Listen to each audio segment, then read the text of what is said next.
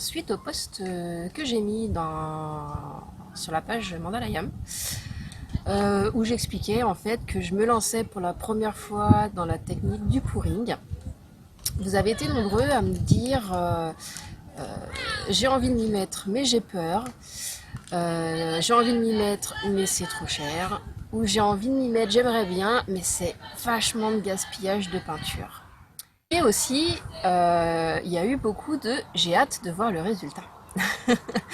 Et à la base, c'est pour ça que j'ai décidé de faire cette petite vidéo, pour vous montrer le résultat après le long temps de séchage et pour vous donner des petites techniques, un petit peu des petits conseils de cette première expérience. Voilà, suite à cette première expérience.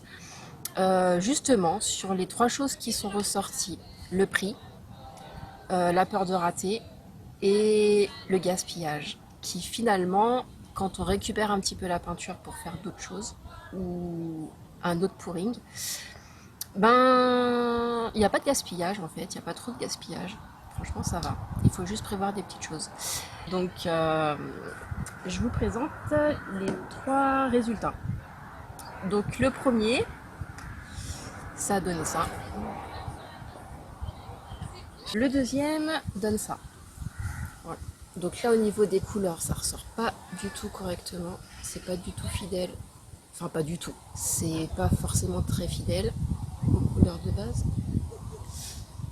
Mais voilà. Et du coup, le troisième tableau donne ça. On dirait que je joue à cache-cache, mais en fait, j'essaie de vous montrer, de cadrer en fait pour que ça rentre dans l'écran. Mais bon, je peux jouer avec vos lutins en même temps. Hein. C'est parti pour les conseils. Pour le problème de c'est trop cher. Le pouring, effectivement, ça peut revenir cher si on utilise un médium de pouring. Si on utilise aussi du médium de lissage, voilà, c'est des petites bouteilles qui partent assez rapidement parce qu'on a quand même besoin de pas mal de peinture et pas mal de médium pour le coup. Mais si vous avez un médium de lissage et que vous voulez essayer une fois le pouring chez vous, vous pouvez. Vous prenez de la peinture acrylique, du médium de lissage, de l'eau, vous mettez un tiers de chaque dans chaque couleur que vous allez préparer. Je vous explique pas aujourd'hui en fait comment on fait la peinture pouring. Il y a pas mal de tutos sur internet. Après, si vous voulez que je vous fasse un pas à pas sur une prochaine toile que je vais faire, n'hésitez pas à me dire, tac tac tac, un petit commentaire.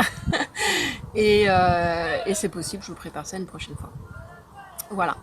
Pour que ça revienne moins cher, le pouring, vous pouvez utiliser de l'Easycryl que vous trouvez dans les magasins de bricolage. Je peux pas trop vous les citer, je crois que j'ai pas le droit. Mais dans tous les, enfin dans les magasins de bricolage, vous trouvez de l'Easycryl en fait. C'est un diluant de peinture acrylique. Et dans ce cas, c'est pas très cher, c'est vraiment pas cher. Et du coup, vous mettez, pareil que pour le médium de lissage en fait, Easycryl, peinture eau, vous prenez un tiers de chaque dans chaque couleur que vous préparez. Et ça remplace en fait les autres médiums qui coûtent un petit peu cher. Voilà. Sinon, une autre astuce, vous prenez de la colle vinylique et là vous allez mettre un tiers de colle, 2 tiers de peinture et vous allez rajouter petit à petit de l'eau. L'eau, c'est important de la rajouter petit à petit parce que il faut en fait que votre peinture, et c'est là que c'est un petit peu compliqué, un petit peu délicat. Voilà, de préparer une peinture pouring vraiment à la bonne consistance. Faut pas qu'elle soit trop liquide, faut pas qu'elle soit trop épaisse, sinon ça colle pas. Et du coup, faut que ça ait un petit peu la consistance de miel, voilà, que ça puisse quand même couler un petit peu. Beaucoup, même. Voilà, donc pour le trop cher, hop, des solutions. C'est bon. Pour la peur de rater, j'ai envie de dire que on s'en fout. Votre toile, en fait, vous prenez votre toile.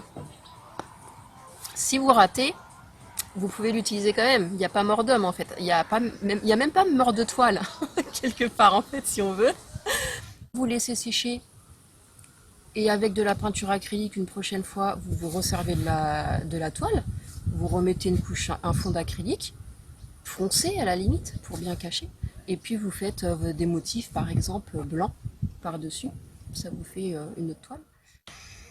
Soit avant que ça sèche, vous vous faites plaisir, vous mettez soit des autres couleurs de pouring en fait, que voilà, vous essayez avec un pinceau, avec votre bâton d'esquimau, avec ce que vous voulez, vous faites vos petits trucs, vous vous amusez.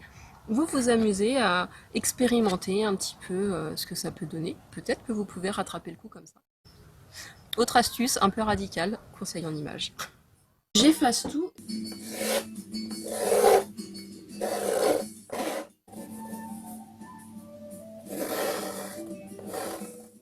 N'hésitez pas à oser, à vous lancer, à rigoler si vous ratez, à apprécier si vous réussissez du premier coup et à recommencer. On fait un petit peu ce qu'on veut, comme on le sent, avec l'intuition du moment.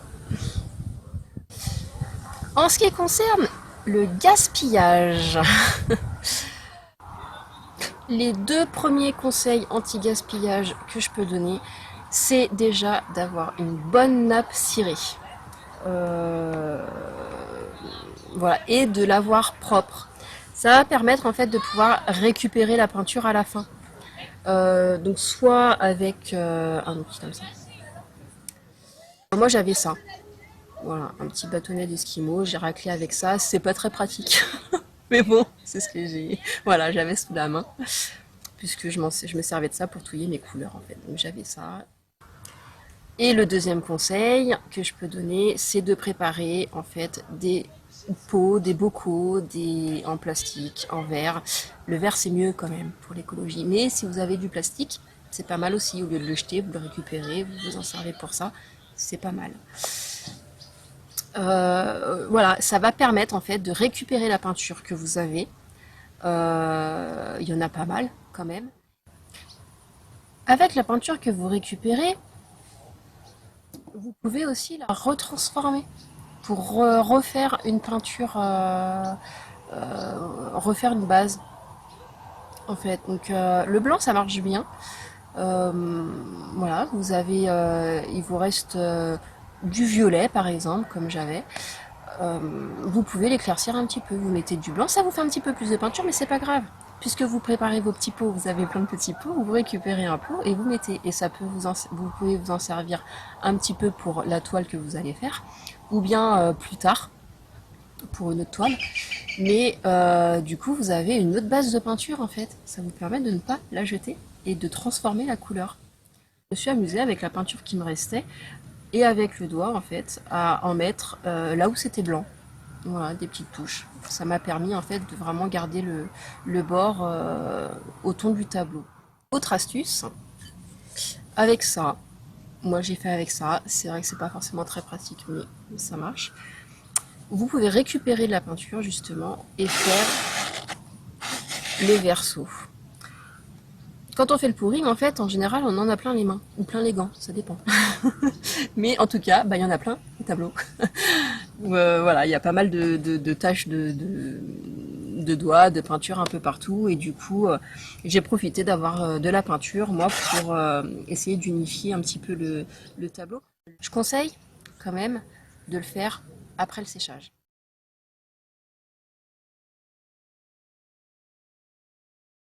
Le dernier point anti-gaspillage, je ne l'ai pas encore testé. Et je me suis dit qu'il y a possibilité aussi de faire couler du pouring qui reste sur des galets, en fait, des galets de plage. Si vous habitez à la plage, si vous habitez en plein Paris, c'est un petit peu difficile, quoi qu'un petit week-end à la plage pour aller chercher des galets et puis se promener un petit peu en même temps, ça peut être sympa. Le galet pour le pouring, ça peut être la motivation de la sortie et des 2h30, 3 heures de route pour aller à la mer. Euh, voilà, donc à faire couler avec par exemple des tout petits pots comme ça. Peut-être avec une seringue, moi je me suis dit en fait, avec une seringue, faire couler une couleur, après avec une autre, faire couler au milieu, et puis voir ce que ça donne, peut-être faire des petits effets avec. Donc voilà les petites astuces que je peux vous donner pour le c'est trop cher, j'ai peur de rater et c'est du gaspillage. Dans les conseils, un petit peu open, un petit peu voilà, d'une manière générale, ce que je peux donner comme conseil, en fait, un conseil que j'ai vu dans un autre tuto et que j'ai pas pu appliquer parce que je l'ai vu après, ou j'en avais pas, je sais plus, mais c'est de mettre des punaises en fait, et pas les punaises à tête plate, vraiment les punaises, vous savez, avec la petite emprise en plastique un petit peu longue, qui fait à peu près 1 centimètre ou je sais plus combien, et d'en mettant sur les quatre coins. Ça, je l'avais pas et franchement, je vais tester parce que j'ai un petit peu galéré. J'ai mis des pots, j'ai mis des choses sur les toiles comme ça. Bah ça va pas, puisque du coup quand on le met et qu'on le pose avec le long temps de séchage, en plus ça peut faire des marques. Donc moi je me suis dépatouillée un petit peu, j'ai pas les marques, mais c'est pas top. Et du coup les punaises, bah je pense que c'est vachement bien. Conseil numéro 2 et très important, franchement évitez de prendre des toiles cartonnées comme ça, plates. Enfin c'est même pas éviter en fait, c'est faites-en des frisbees, ça sera peut-être un peu plus utile. Euh, Le problème, en fait, c'est qu'avec la peinture, c'est liquide et du coup, ça sèche. Enfin, la toile commence à sécher et se gondole. Donc là, j'ai réussi en fait à la faire redevenir plate après le séchage. Mais c'est vrai que bah, pendant le séchage, j'ai vraiment eu peur parce que ça gondolait de partout. Vraiment, ça se pliait et je pouvais pas la redresser du coup puisque c'était pas sec. Donc je pouvais rien faire, j'ai dû prendre mon mal en patience, aller me coucher, attendre le lendemain et voir un petit peu bah, ce que ça allait donner. Pendant le séchage, en plus du coup, bah, la toile au milieu s'est un petit peu rétrécie, commence à se décoller sur les bords et à faire un petit espace. Voilà, il y a un petit espace là, qui est pas très grave, hein. Après, voilà, je vais faire le tour en blanc. Le vernir aussi, puisque du coup le pouring bah, perd de sa luminosité, en fait, de sa brillance pendant le séchage, mais après un coup de vernis en fait, et puis on retrouve la brillance vraiment du début, donc ça c'est pas très grave. Et j'ai une internaute aussi dans les commentaires bah, de la page Facebook dans laquelle j'ai posté le message c'est mon premier pouring, je me lance, qui expliquait aussi qu'avec les toiles comme ça, elle avait eu le problème que la peinture avait craquelé avec le temps. Que non seulement ça avait gondolé, mais que ça avait craquelé. Donc, à éviter. Autre chose, euh, quand on va renverser le verre, donc en fait le pouring en résumé, pour comprendre le conseil que je vais donner, vous préparez tous vos petites couleurs, un petit pot en verre pour chaque couleur. Après vous allez prendre le pot principal en fait, et vous allez mettre un petit peu de première couleur, un petit peu de deuxième couleur, un petit peu de troisième couleur, un petit peu de quatrième, un petit peu de la première, de la deuxième, de la troisième, etc. Et ensuite, vous allez mettre votre toile dessus et le retourner comme ça. Le conseil, c'est d'attendre un petit peu avant d'enlever le verre. Attendre avant de relever le verre, ça permet d'éviter d'avoir des bulles d'air dans la peinture qui risquent de se voir après, qui risquent de ressortir pendant le séchage. Euh, donc voilà, attendre un petit peu. Je sais pas si c'est obligatoire. Moi j'ai testé et j'ai pas eu de bulles d'air. Donc, j'ai tendance à donner ce petit conseil quand même. Après, à vous d'expérimenter.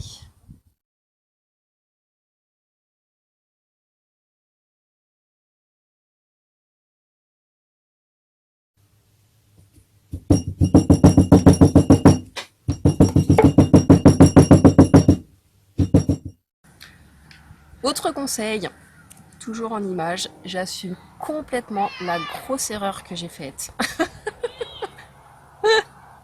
Action.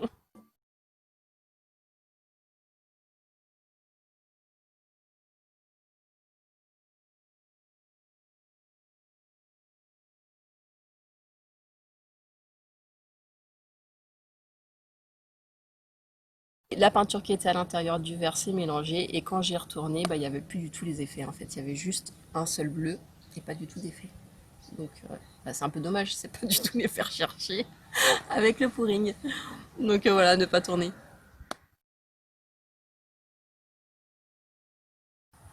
Le pouring, du coup, je trouve que c'est un petit peu comme à l'image du mandala. Ça aide vraiment au lâcher prise. Pour deux raisons. Déjà, on en parlait tout à l'heure, on rate, on recommence.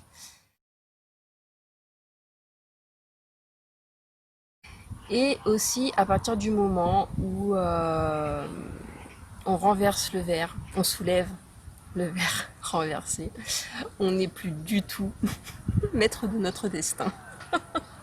C'est-à-dire que c'est la peinture qui décide.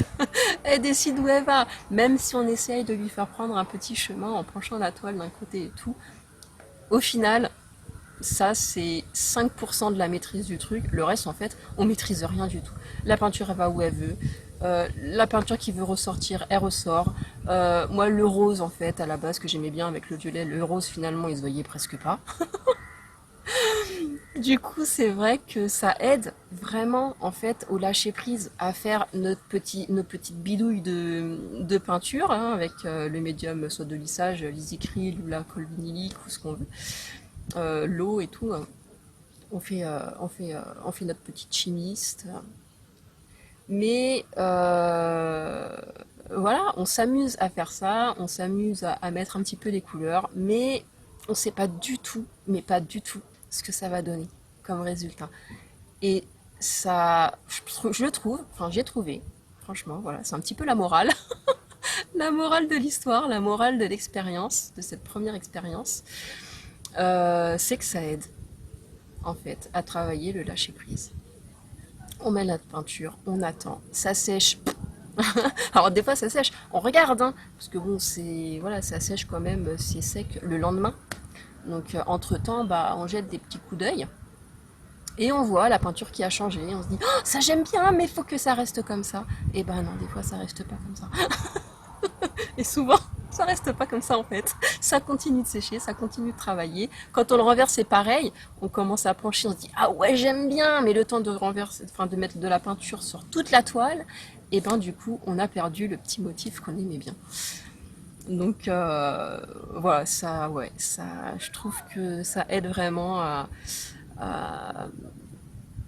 à la légèreté. Voilà, au lâcher prise, à la légèreté par rapport à ça. C'est le mot de la fin. Si vous avez envie de mettre vos petits commentaires avec un peu de place pour le carnage. Je sais pas si je m'exprime très bien là, mais bon. Je voulais attendre aussi d'avoir une lumière bien pour, enfin, pas trop mal parce que là elle est pas nickel la lumière, mais bon, c'est un petit peu mieux quand même. Ça met vraiment de la peinture partout, hein. Pour le temps de séchage, il faut compter 24 heures. Du coup, je l'ai mis dans ma baignoire. Et puis bah, ce soir, je suis bonne pour me laver aux gants, comme nos ancêtres. Enfin voilà. Allez, c'est parti. Un petit mélange, petit shaker. On va se faire un petit cocktail. Oh putain, je vais pas y arriver. Bonjour. Ça fait un petit peu la tête d'un serpent là. Ça donne un petit gris en fait dont je m'attendais pas du tout.